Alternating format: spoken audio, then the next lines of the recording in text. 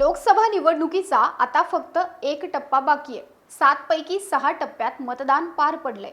6व्या आणि 7व्या टप्प्यात एकूण 115 जागा आहेत। गेल्या वेळी भाजपने यापैकी 59 जागांवर विजय मिळवला होता।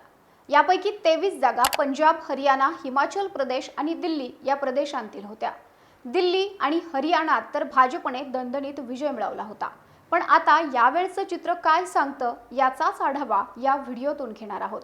नमस्कार, मी Madhuri Kumkar, for the people news मध्ये आपलं स्वागत। व्हिडिओला सुरुवात करण्यापूर्वी आपण फॉर द पीपलला सबस्क्राइब करा, लाईक व फॉलो जरूर करा। पोस्ट ग्रॅज्युएट डिग्री कोर्सच्या माध्यमातून परिपूर्ण राजकीय नेतृत्व घडवणारं आणि प्राध्यापक राहुल कराड यांच्या संकल्पनेतून साकारलेलं भारतातील पहिलं institute MIT school of government presents जागर लोकशाहीचा। 2019 मध्ये लोकसभा निवडणुकीत भाजपने हरियाणात इतिहास रचला। हरियाणातील लोकसभेच्या एकूण 10 जागांपैकी सर्वच्या सर्व जागांवर भाजपला विजय मिळवता आला होता। पण यावेळी हरियाणात पुन्हा क्लीन स्वीप करण्यासारखी परिस्थिती राहिलेली नाही असंही दिसून येत आहे। कारण भाजपने 6 जागांवर उमेदवार बदललेत। रोहतक, हिसार, सिरसा आणि कुरुक्षेत्र या जागांवर भाजपला काँग्रेस व आम आदमी पक्षाच्या आव्हानाचा सामना करावा लागलाय। कुरुक्षेत्रमध्ये आपचे प्रदेशाध्यक्ष डॉक्टर सुशील कुमार गुप्ता विरुद्ध भाजपचे नवीन जिंदाल अशी लढत झाली। गेल्यावेळी नायब सैनी यांनी इथून विजय मिळवला होता। सध्या तेच विद्यमान मुख्यमंत्री आहेत। रोहतक, हिसार, सिरसा इथंही भाजपसाठी सोपी लढत राहिलेली नाही। यातील सिरसा मतदारसंघात काँग्रेसच्या कुमारी शैलजा यांची दावेदारी मजबूत मानली जाते, तर गुरुग्राम, करनाल आणि फरीदाबाद या 3 ठिकाणी भाजपचा विजय निश्चित मानला जातोय। गुरुग्राम मध्ये काँग्रेसने राज बब्बर यांना तिकीट दिलंय। भाजपचे राव इंद्रजीत सिंह यांचा विजय त्यामुळे पक्का मानला जातोय।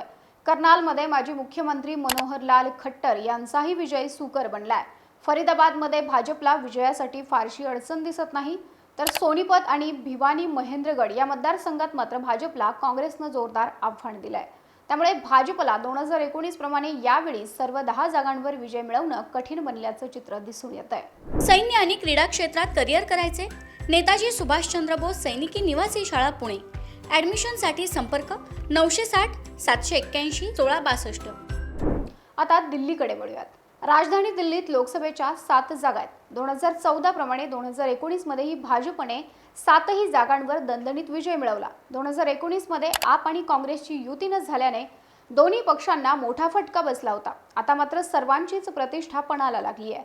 गेल्या 25 वर्षांपासून दिल्लीत जो पक्ष सर्वाधिक जागा जिंकतो त्याच पक्षाचं सरकार केंद्रात स्थापन होतं असं समीकरण बनलंय। 2004 मध्ये काँग्रेसने 6 जागा जिंकल्या व केंद्रात सरकार स्थापन केलं होतं।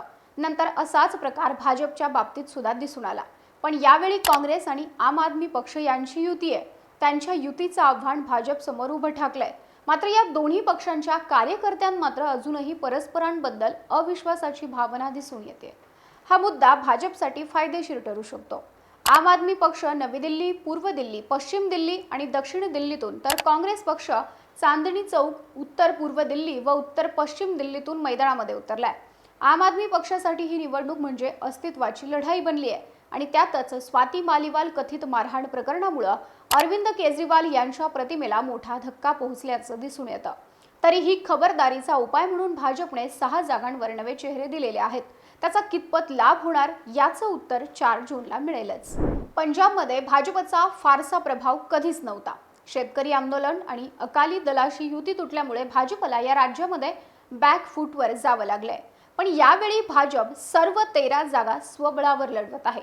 यातील 2 उमेदवार अकाली दलातून आलेले आहेत। एक उमेदवार आम आदमी पक्षातून आलेला आहे, तर 4 काँग्रेसमधून आलेले आहेत।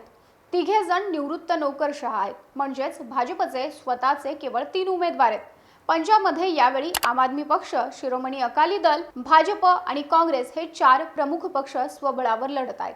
माजी मुख्यमंत्री कॅप्टन अमरिंदर सिंग आणि काँग्रेसचे माजी प्रदेशाध्यक्ष सुनील जाखड यांनी काँग्रेसला रामराम ठोकून भाजपमध्ये प्रवेश केल्यामुळे भाजपची ताकद वाढली आहे।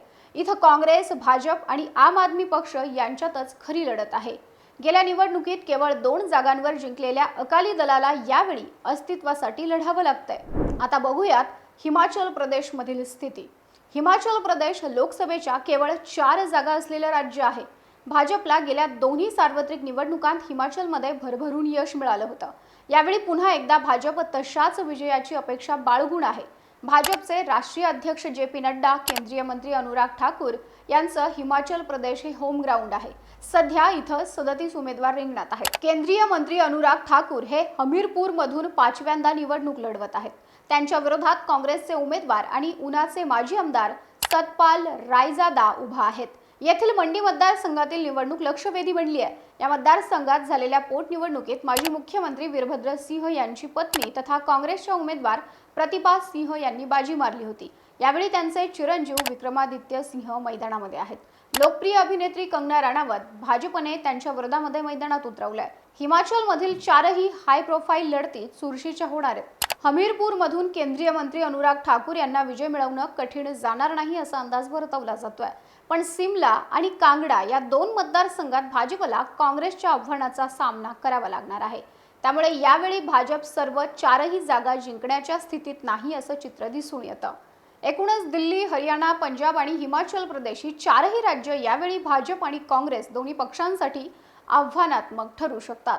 तुम्हाला या 4ही राज्यांतील लढतींविषयी काय वाटतं? तुमचं मत कमेंट करून सांगा. व्हिडिओ आवडल्यास लाईक करा आणि अशाच नवनवीन व्हिडिओजसाठी फॉर द पीपलला सबस्क्राईब करायला विसरू नका.